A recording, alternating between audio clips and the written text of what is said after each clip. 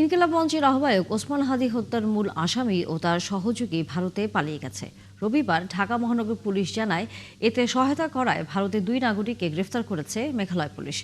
আর আসামি সহ পালাতে সহায়তায় বাংলাদেশে গ্রেফতার করা হয়েছে 11 জনকে। এই মামলায় চার্জশিট দেওয়া হবে 7 জানুয়ারির মধ্যে। আরও জানাচ্ছেন মহিমুল খান অপু। ইনকিলাব মঞ্চের মুখপাত্র শহীদ শরীফ ওসমান বিন হাদী হত্যা মামলার তদন্তের অগ্রগতি প্রসঙ্গে ব্রিফিংয়ের আয়োজন করে ডিএমপি।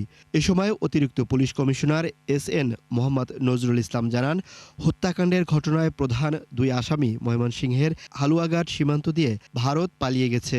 আসামিদেরকে চিহ্নিত করার পূর্বেই তারা সীমান্ত পাড়ি দিতে সক্ষম হয়। ফিলিপ তাকে সীমান্ত পার করে ভারতের মেঘালয় রাজ্যে জনৈক পুত্তির নিকট হস্তান্তর করে। পুত্তি এক ট্যাক্সি ড্রাইভার স্বামীর কাছে তাদেরকে হস্তান্তর করে। মেঘালয় পুলিশের সাথে যোগাযোগ করে যেটি জানতে পেরেছি, তারা ইতোমধ্যে পুত্তি ও স্বামীকে গ্রেফতার করেছে। এই ঘটনায় হত্যাকারীদের সহযোগী সন্দেহে 11 জনকে গ্রেপ্তারের কথা জানায় পুলিশ।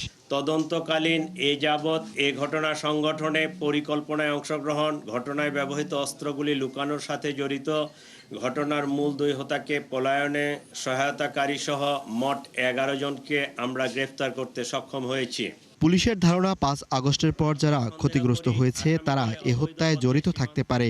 এ মামলায় চার্জশিট জমা দেওয়া হবে 7 থেকে 10 দিনের মধ্যেই। ধারণা 5 আগস্টের পরবর্তীতে এই ইনকিলাব মঞ্চের হাদী খুবই ভোকাল ছিল এবং তার কথাবার্তা খুব স্পষ্ট ছিল এবং সে একটা আদর্শকে হোল্ড করে।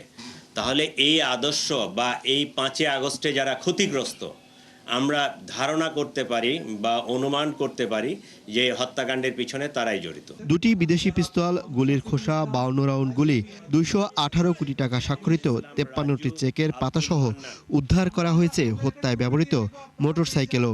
রাষ্ট্রের পক্ষ থেকে, আমাদের পক্ষ থেকে সর্বোচ্চ প্রচেষ্টা অব্যাহত রয়েছে। মহিমুল খান অপু, 71, ঢাকা।